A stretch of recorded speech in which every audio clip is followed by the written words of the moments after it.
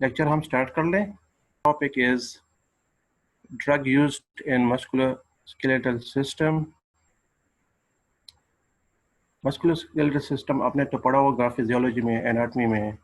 यहाँ पे हम इसकी फार्माकोलॉजी पढ़ेंगे, कुछ ड्रग्स जो यूज होते हैं मस्कुलर स्केलेटल सिस्टम में, तो इसकी सिर्फ एक ब्रीफ डिस्कशन करेंगे, क्लासिफिकेशंस पढ़ेंगे, ठीक है ना। फिर बाद में इंशाल्लाह हम थर्ड ईयर में आप स्टूडेंट्स जाएंगे तो वहाँ पे डिटेल में पढ़ेंगे। To discuss the classification of non-steroidal anti-inflammatory drugs, classifications of neuromuscular blocking agents, and classifications of corticosteroids. ये तीन जो ड्रग्स हैं, non-steroidal anti-inflammatory drugs, neuromuscular blocking agents and corticosteroids, ये तीनों ड्रग्स जो है ये मस्कुलोस्केलेटल पर एक्ट करते हैं और उसको रिलैक्स करते हैं। इसकी एंटी इन्फ्लेमेटरी एक्शंस भी हैं, मुख्तलिफ एक्शंस हैं, उसको हम अभी पढ़ेंगे, ठीक है ना।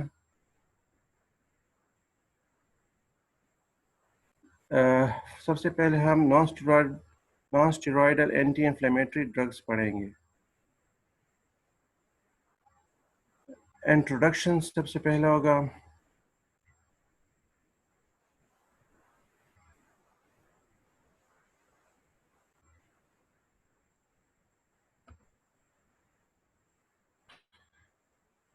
These drugs have analgesic effects, which causes to reduce the pain, antipyretic, fever reducing effects होंगे इनकी, and anti-inflammatory effects होंगे इसकी।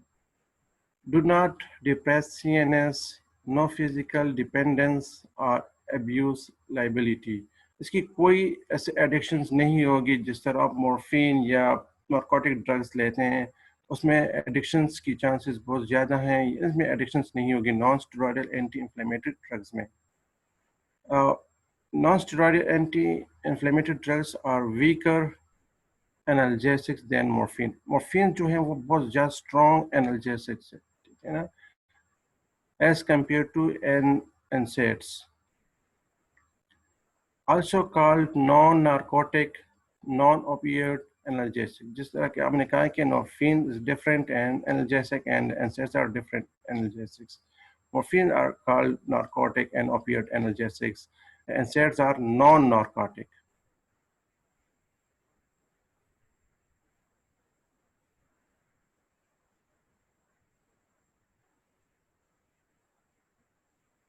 It acts primarily on peripheral pain mechanisms and also in CNS. Peripheral pain mechanisms में ये act करेगा पहला जब आपकी soft tissues या hands या bodies जहाँ भी muscles में trauma हो जाए, वहाँ पे receptors होती हैं, nociceptor, उनको activate करेगा, ठीक है ना। तो वहाँ से पेन होगी, तो उस पे ये जब ये ड्रग एक्ट करेगा उसकी सेंसिटिविटी को डिक्रीज करेगा नोसिसेप्टर रिसेप्टर की। Now come on classification of NSAIDs. Different groups है इसकी एनसेड्स की। नॉन स्टेरॉयडल एंटी इन्फ्लेमेटरी उसकी है, नॉन सेलेक्टिव कॉक्स इनहिबिटर्स हैं, सेलेक्टिव कॉक इनहिबिटर्स हैं, प्रेफरेंशियल वो हैं कॉक्स इनहिबिटर्स हैं। तो सबसे पहले हम पढ़ेंगे non selective COX inhibitors. Salicylates इसमें हैं, ग्रुप्स हैं, इसमें एस्पिरिन, मुख्तलिफ डेरिवेटिव्स हैं, उससे मुख्तलिफ ड्रग्स बनाते हैं, ठीक है। तो सैलिसाइलेट्स, एस्पिरिन इसमें आता है, propionic acid derivatives, ibuprofen, naproxen, ketoprofen, flurbiprofen, ये ड्रग्स आते हैं उसमें। देन एंथ्रानेलिक एसिड डेरिवेटिव्स, इसमें मेफानेमिक एसिड्स है, ठीक है ना। एराइल एसिटिक एसिड डेरिवेटिव्स में डिक्लोफेनिक, इस तरह आप ओरिन वगैरह इस्तेमाल करते हैं उसमें डिक्लोफेनिक होते हैं, एसिक्लोफेनिक, डिफरेंट एनसेड्स इसमें। ऑक्सीकेम डेरिवेटिव्स हैं इसमें, pyroxicam, tinoxicam, pyrrole derivatives, इसमें कीटोरोलेक, एंडोल derivatives, एंडोमेथासिन है इसमें, pyrazolone derivatives, इसमें है phenyl butazone and oxyphenbutazone. It's all about the non-selective COX inhibitors. इसको COX को हम पढ़ेंगे अभी, एक एंजाइम्स है, ठीक है ना, आगे स्लाइड्स में इसको हम पढ़ेंगे, ठीक है. So the preferential COX-2 inhibitors, इसमें है nimesulide, meloxicam and nebumetone.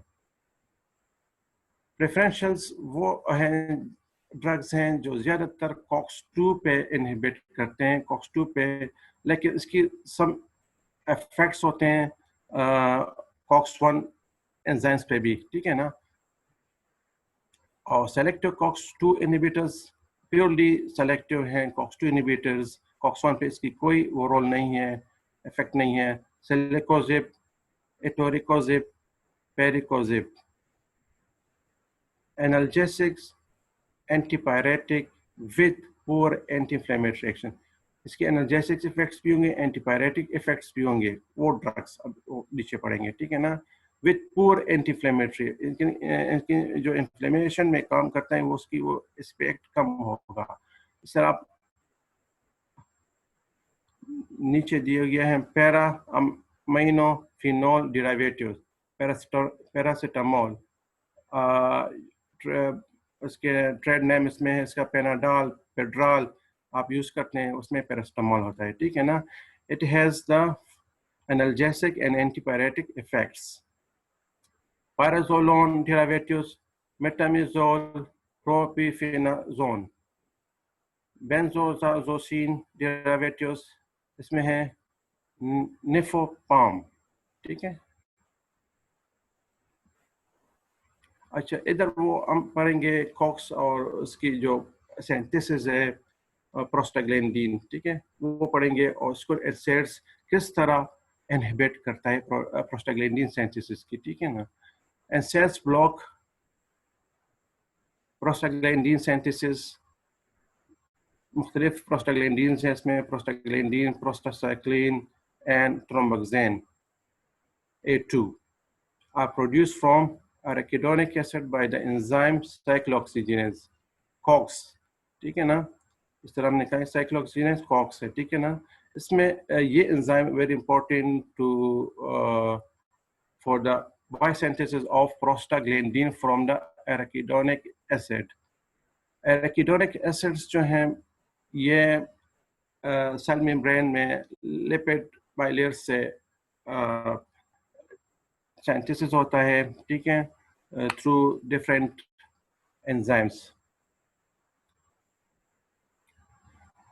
The cyclooxygenase COX enzyme exists mainly in COX-1 and COX-2 isoforms. 2 forms है मैंने इनकी, लेकिन इसका तो थर्ड फॉर्म है COX-3 form, recently been identified and it is found in brain, ठीक है. यहाँ पे आप देखिए COX-1 is also called constitutive, which acts in physiological conditions. Normally cells में ये बनता है, ठीक है ना. और COX-2 जो है, it is an inducible, also called inducible enzyme, is generated by cytokines and other cytokines during inflammations. जब वहाँ पे आपको कोई ट्रॉमा हो जाती है या इस तरह, तो सेल्स में ये देन साइटोकिन ब्रेडिकाइनिन से मुख्तलिफ हैं, प्रोटीन सी, उससे ये फिर उसी दौरान ये जनरेट हो जाता है, ठीक है. COX-2. अच्छा, most NSAIDs inhibit COX-1, COX-1 and COX-2 non-selectively inhibit prostaglandin synthesis. अच्छा, इसमें एक है aspirin, which inhibits COX enzymes irreversibly. Reversible नहीं इसके एक्शन, जब तक इसका एक्शन खत्म नहीं होता तो ये irreversibly इसको inhibit करता है, ठीक है ना. Other NSAIDs other than the aspirin are reversible inhibitors. इसमें एक NSAIDs में एक वो खास तौर पर डिफरेंस है, एस्पिरिन जो है वो इरिवर्सिबली इनहिबिट करता है एंजाइम्स को, कॉक्स एंजाइम्स को, और अदर एंजाइम्स जो हैं NSAIDs वो रिवर्सिबल इनहिबिटर्स है, ठीक है ना। सो यही वो एक डायग्राम जो यहाँ पे शो किया हुआ है, ठीक है। मैंने मेम्ब्रेन लिपिड्स है, लिपिड्स में सेल मेम्ब्रेन में ट्रॉमा हो जाती है, यहाँ पे इंजरी, तो यहाँ पे फॉस्फोलाइपेज A2 एंजाइम एक्टिवेट हो जाता है, तो इस मेम्ब्रेन लिपिड से एराकिडोनिक एसिड बनाता है, ठीक है ना, बायोसिंथेसिस होती है। Then this arachidonic acid is very important in the biosynthesis of prostaglandin, thromboxane and prostacyclins जो हैं यहाँ पे, ठीक है, prostaglandins। यहाँ पे जो एंजाइम्स हैं, ठीक है ना, एराकिडोनिक एसिड को कन्वर्ट करता है, उनसे डिफरेंट प्रोस्टाग्लैंडिन्स बनाते हैं, ठीक है ना, बायोसिंथेसिस हो जाती हैं। तो ये एंजाइम जो हैं cyclooxygenase COX1 and COX2, it act on the arachidonic acid and produce the endoperoxidase। इसमें डिफरेंट फिर प्रोस्टाग्लैंडिन्स हैं, prostacyclins, prostaglandins and thromboxanes. They are the mediators for the inflammation, pain, and different used in different physiological activities as well.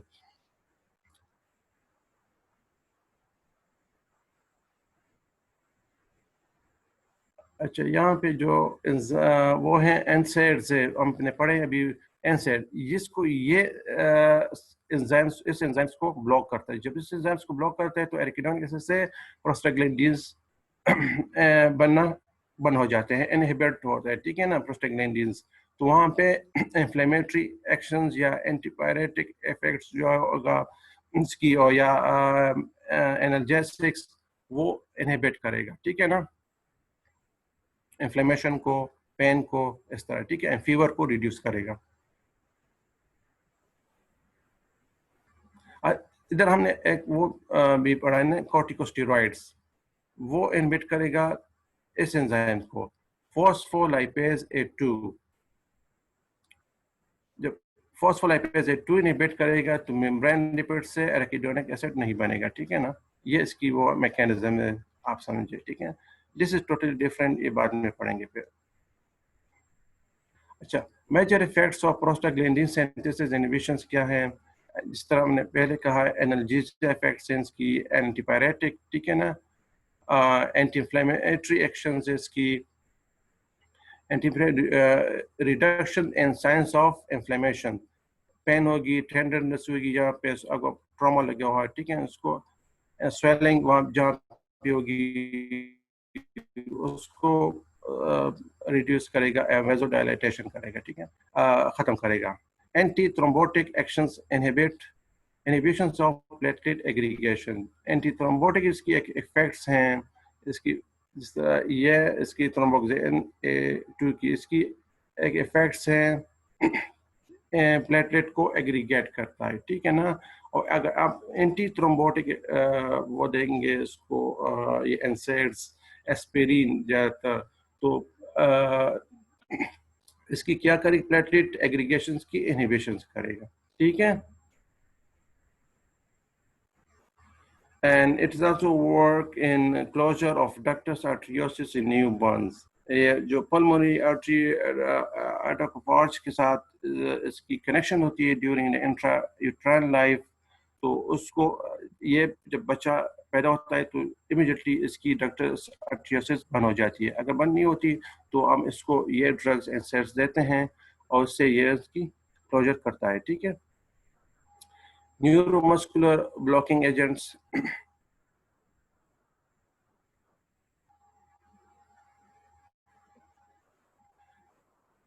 these are drugs that prevent interaction of acetylcholine at nicotinic receptors at neuromuscular junction. So there is temporary paralysis of skeletal muscles. These are drugs that prevent interaction of acetylcholine. ये diagram में आपको समझाता हूँ, ठीक है ना? इसमें नीचे डायग्राम दिया हुआ है. Prevention of interaction of acetylcholine at nicotinic receptor at neuromuscular junction. So there is temporary paralysis of skeletal muscles. Why do we need them? इसकी uses क्या है? In order to facilitate muscle relaxation for surgery and mechanical ventilation during surgery, या ICU में अगर patient है उसको ventilation पे डालना है तो उसके लिए हमने न्यूरोमस्कुलर ब्लॉकिंग एजेंट्स देने हैं, ठीक है, टू रिलैक्स द मसल्स या ड्यूरिंग द सर्जरी. अच्छा, ये डायग्राम है, ये नर्व टर्मिनल है, ठीक है ना, नर्व साइनेप्टिक क्लेफ्ट है ये, और this is a muscle, skeletal muscles, ठीक है. इसके साथ ये अटैच होता है, इसमें एक छोटा सा गैप होता है, इसमें वेसिकल्स हैं डिफरेंट, ये रिलीज हो जाते हैं, एसिटाइलकोलिन रिलीज करते हैं. एसिटाइलकोलिन जो है इस एसिटाइलकोलिन रिसेप्टर के साथ अटैच होता है, ठीक है, जो फिर अपना एक्शन डेवलप करता है. तो न्यूरोब्लास्कुलर ब्लॉकर जो है इस एसिटाइलकोलिन को इस रिसेप्टर के साथ इनहिबिट होने या इंटरेक्शन जो इसमें इंटरेक्शन है उसको इनहिबिट करता है, ठीक है ना. This is called neuromuscular blocking agent.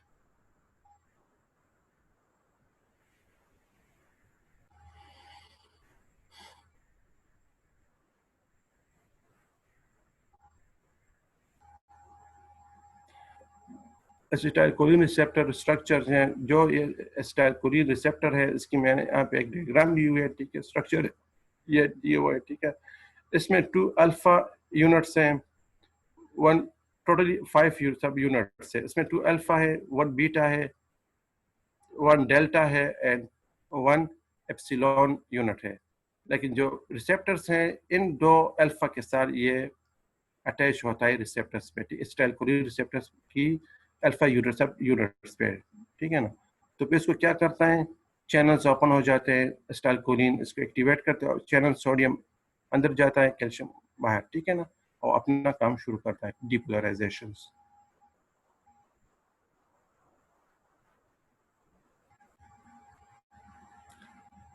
Classifications of neuromuscular blocking agents: non-depolarizing drugs, depolarizing drugs and centrally acting drugs. इसको आप अब पढ़ेंगे एक एक foot. Non depolarising drugs are also called competitive drugs. Depolarising drugs non competitive drugs. मुख्तलिफ इसमें neuromuscular blocking agents है and centrally acting drugs है. ये कम्पिटिटिव और नॉन कम्पिटिटिव इसमें आप स्लाइड्स में पढ़ेंगे, ठीक है. Non depolarising competitive blockers which act at nicotinic receptors, जिस तरह पिछले उस पे रिसेप्टर मैंने आपको शो किया हुआ था, उस रिसेप्टर्स को क्या करते हैं, act at nicotinic receptors to prevent the binding of acetylcholine, prevent depolarization of muscles.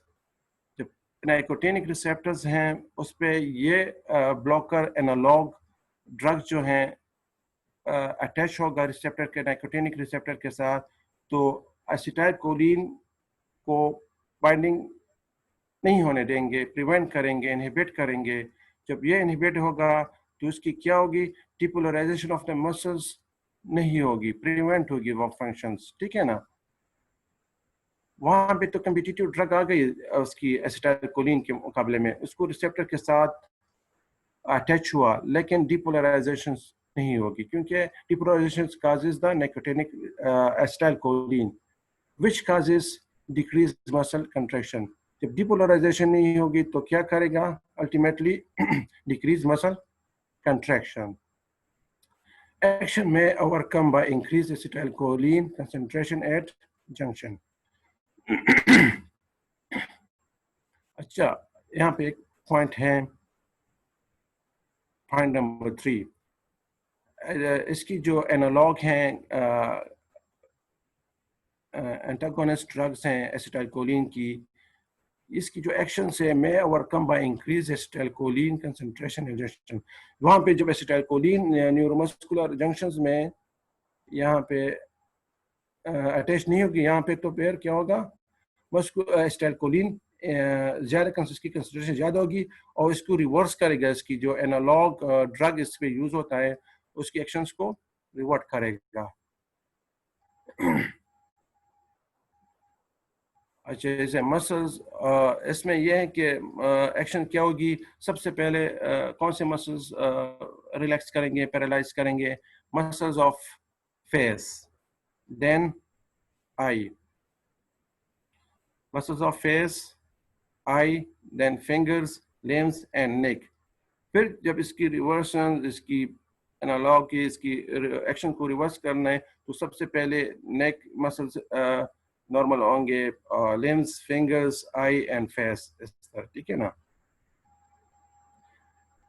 यहाँ पे डायग्राम में लिपन कार्ड से लिया हुआ है, ठीक है। इसको आप देखें, एसिटाइलकोलिन है, ट्यूबोकोरिन है। ये ट्यूबोकोरिन जो है नॉन डिपोलराइजिंग या कम्पिटिटिव ड्रग है, एनालॉग है ऑफ एसिटाइलकोलिन की।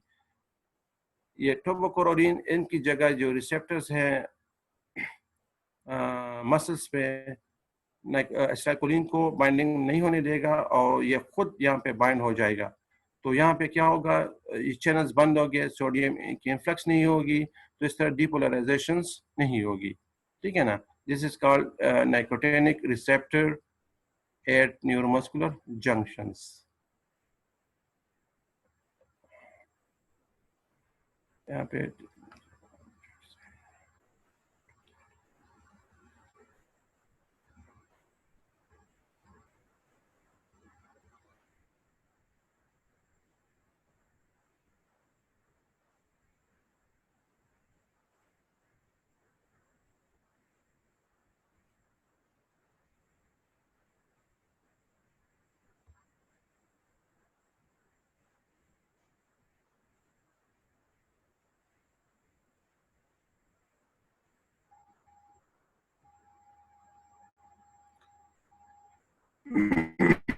अच्छा, इसमें डीपोलराइजिंग एजेंट्स हैं नॉन कम्पिटिटिव, वो हमने पढ़ा था, नॉन डिपोलराइजिंग, कम्पिटिटिव, और ये हैं डीपोलराइजिंग एजेंट्स या non competitive. These drugs are attached to nicotinic receptors and act like acetylcholine. ये ड्रग्स जो हैं डीपोलराइजिंग एजेंट्स जो हैं, ये निकोटिनिक रिसेप्टर पे बाइंड होगा और इसकी जो एक्शंस हैं वो एसिटाइलकोलिन की तरह होगी, ठीक है ना। वो क्या करेगा, डिपोलराइजेशन करेगा, मैकेनिज्म ऑफ एक्शन की जो है वो इसकी मसल्स हैं एक्टिवेशन करेगा। Depolarizations the junctions for longer time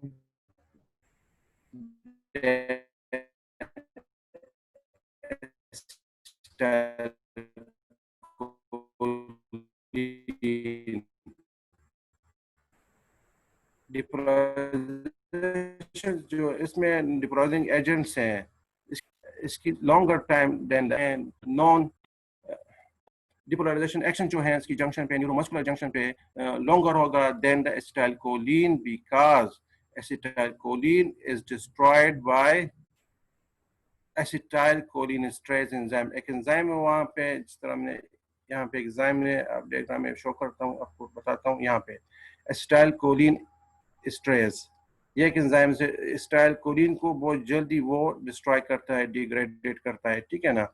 लेकिन इसकी जो डिपोलराइजिंग एजेंट्स है, मुख्तलिफ एजेंट्स है, सक्सिनाइलकोलिन टाइप, इस तरह, तो वो एसिटाइलकोलिन एस्ट्रेज पे एक्ट नहीं कर सकता है, ठीक है। इसकी भी एक्शन ज्यादा होगी।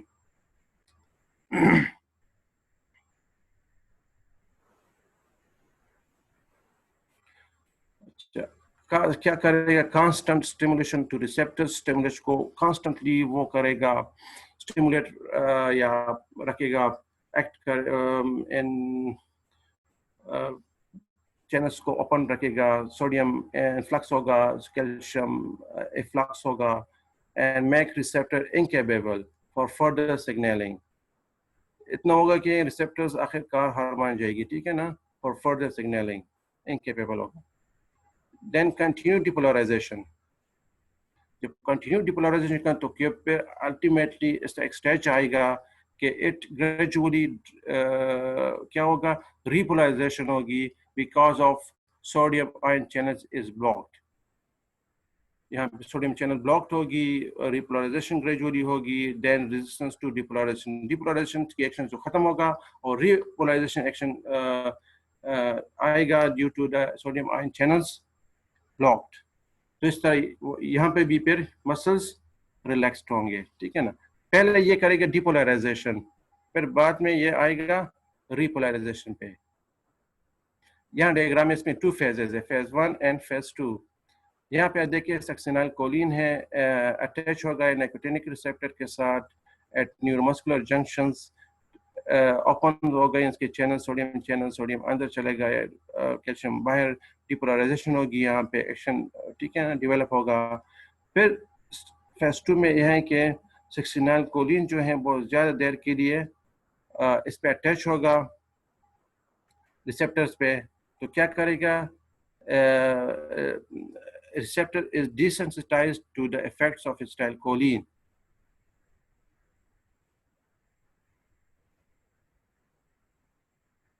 यहाँ पर ज़्यादा देर के लिए होगा तो फिर ये आखिरकार ये रिसेप्टर हार्मोन जाएगा और डिसेंसिटाइज होगा और इस तरह चैनल्स ब्लॉक हो जाएंगे और रिपोलराइजेशन एक्शन डेवलप होगा और मसल्स कंट्रैक्शन खत्म हो जाएगी, रिलैक्स होगा. ठीक है ना.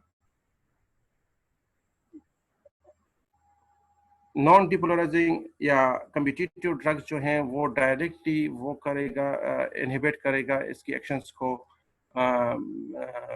न्यूरोमस्कुलर जंक्शंस पे. लेकिन जो डिपोलराइजेशन एजेंट्स हैं फेज इसकी 2 फेजेस में, इसके फेज 1 में इसको वो करेगा, डिपोलराइजेशन करेगा, then it will cause the repolarisation. ठीक है ना. अच्छा, non depolarising competitive blocking agents कौन कौन से हैं? इसमें लॉन्ग एक्टिंग है, इंटरमीडिएट एक्टिंग और शॉर्ट एक्टिंग. लॉन्ग एक्टिंग में है ट्रिपोकोरोरेन, पेनकोरोनियम, डॉक्साकोरोनियम, पाइपकोरोनियम. इंटरमीडिएट एक्टिंग है एट्राकोरियम, सिस एट्राकोरियम, वेनकोरोनियम एंड रोकोरोनियम. इसमें शॉर्ट एक्टिंग है मेवाकोरियम. Mevacorium is a short acting of non-depolarizing competitive blockers. ठीक है ना. और लॉन्ग एक्टिंग में ट्रिपोकोरोरिन. इसकी ड्यूरेशन ऑफ एक्शन जो हैं या मैं आपको एक स्लाइड में बताता हूँ इसके बाद में. अच्छा, डीपोलराइजिंग एजेंट्स हैं नॉन कम्पिटिटिव में सक्सिनाइल कोलिन, डिकामिथोनियम. 2 ड्रग्स इसमें हैं, succinylcholine, decamethonium. Centrally acting इसमें बिक्लोफेनेक एंड डाइजिपाम. एक करेगी centrally and then it effects on the peripheral muscular systems. ठीक है. इसमें जो ड्रग्स हैं इसकी ड्यूरेशन ऑफ एक्शंस हैं. ठीक है, साइड इफेक्ट्स हैं. ट्रिपोकोरोरिन है यहाँ पे, इसकी आप देखिए ड्यूरेशन ऑफ एक्शन क्या है, 60 to 120 मिनट्स. ठीक है ना. और मेवाकोरियम की सबसे कम है, 12 to 18 minutes duration of action है. एट्राकोरियम की 30 मिनट्स हैं, वेंकोरोनियम की 30 to 40 मिनट्स हैं और पेनकोरोनियम की 70 मिनट्स. सबसे कम जो है मेवाकोरियम की वो है ड्यूरेशन ऑफ एक्शन, इसकी कम होगी. ठीक है. This is called short acting. और ये जो सबसे ज्यादा है tubocurarine, this is called long acting tubocurarine. अच्छा, third one is we study the corticosteroids. What is the corticosteroids?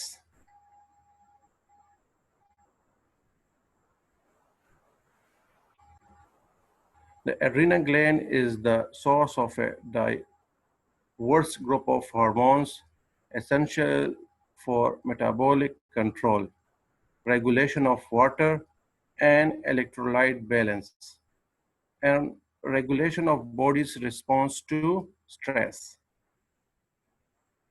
corticosteroids जो हैं वो कहाँ पे इसकी मेटाबॉलिज्म सेंटिस जो होती हैं एड्रिनल ग्लैंड्स पे. The adrenal glands is the source of a diverse group of hormones essential for metabolic control, regulation of water and electrolyte balance, and regulation of body's response to stress.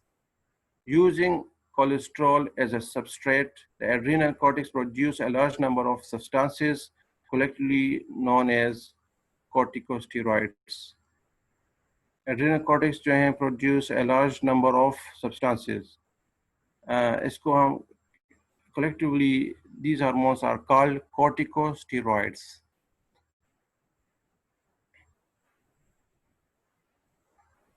इसकी दो forms हैं. इसे naturally it is occurring and synthetically we made it. ठीक है, अगर body में जो है एड्रिनल कॉर्टेक्स एड्रिनल मेडुला से में बनते हैं तो it is called natural, and अगर मैन मेड है इट इज़ कॉल्ड सिंथेटिक. ठीक है ना. Corticosteroids are classified as either glucocorticoids and mineralocorticoids. Glucocorticoids having the activity of anti-inflammatory. ठीक है, इसकी ग्लूकोकॉर्टिकॉइड्स जो हार्मोन्स हैं इसके एंटी इंफ्लेमेटरी इफेक्ट्स होगा, which suppress inflammations and immunity and assist in the breakdown of fats, carbohydrates and proteins. Breakdown of the fats, carbohydrates and proteins करेगा, and which suppress the inflammation and immunity. ठीक है. Mineralocorticoids हैं, it is a इसकी function क्या है? Salt retaining, that regulates the balance of salt and water in the body. Glucocorticoids hormone जो है anti inflammatory इसकी एक्शंस होगी, और मिनरलोकॉर्टिकॉइड्स की साल्ट रिटेनिंग एक्शंस होगी. ठीक है, इसको क्या करेगा? Balance of salts and water in the body. Classification of corticosteroids. Glucocorticoids short acting है, इंटरमीडिएट एक्टिंग है एंड लॉन्ग एक्टिंग है. शॉर्ट एक्टिंग में 1 to 12 आवर्स तक ये काम करता है. ठीक है ना. हाइड्रोकोर्टिसोन्स हैं, कोर्टिसोन्स 2 हार्मोन्स यहाँ पे. इंटरमीडिएट एक्टिंग है 12 to 36 आवर्स. प्रिडनिसोन, ट्राइएमसिनोलोन, प्रिडनिसोलोन एंड मिथाइलप्रिडनिसोलोन. अच्छा, इसमें लॉन्ग एक्टिंग है, that is 36 to 55 hours action की है. कौन सी है? Dexamethasone and betamethasone. ये लॉन्ग एक्टिंग है. इसमें 3 टाइप्स ऑफ ग्लूकोकॉर्टिकॉइड्स हैं: short acting, intermediate acting and long acting. Right.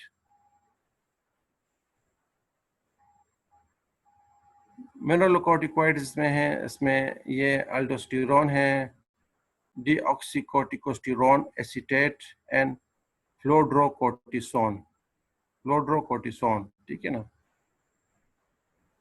3 इसमें हार्मोन्स हैं: अल्डोस्टेरोन, deoxycorticosterone acetate and फ्लोड्रोकोर्टिसोन.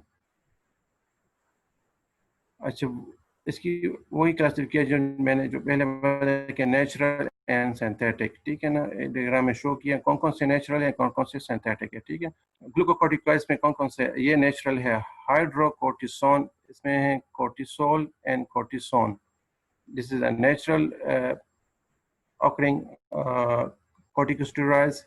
The synthetic are prednisone, prednisolone, methylprednisolone, triamcinolone and betamethasone and dexamethasone. ये जो glucocorticoids है they are synthetic, और उसमें जो नेचुरल हैं वो कोर्टिसोल एंड कोर्टिसोन. मिनरलोकॉर्टिकॉइड्स में हैं, इसमें अल्डोस्टेरोन, desoxycorticosterone. This hormone is a natural synthesis in the adrenal medulla. And फ्लोड्रोकोर्टिसोन्स are synthetic hormone. फ्लोड्रोकोर्टिसोन कौन सा हार्मोन है? Synthetic hormone. कॉर्टिकोस्टेरॉइड्स इसकी यूजेस क्या हैं? To reduce inflammation. इसमें अगर अस्थमा किसी को आर्थराइटिस है तो इसकी वो कम करेगा इन्फ्लेमेशंस. ठीक है ना. एंड स्वेलिंग, सेरेब्रल एडिमा अगर हैं तो इसको कम करेगा. to suppress the immune response. Systemic lupus erythematosus, ठीक है ना? अच्छा, to reduce nausea and vomiting, as in cancer chemotherapy दे रहे हैं पेशेंट्स को, तो इसमें वोमिटिंग ज़्यादा होगी तो उसको रिड्यूस करने के लिए अपने कॉर्टिकोस्टेरॉइड्स देना है, ठीक है ना? टू रिड्यूस टर्मिनल पेन, बहुत ज़्यादा उसको पेन है एसोसिएटेड विद कैंसर्स में ज़्यादा पेन होगी तो उसमें आपने वो देना है कॉर्टिकोस्टेरॉइड्स, ठीक है ना? एनसेड से काम नहीं चलेगा।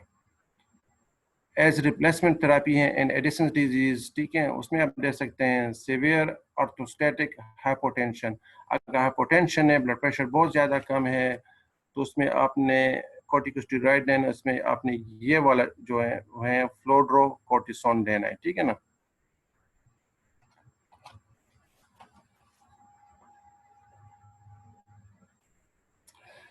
Thank you. It's all about the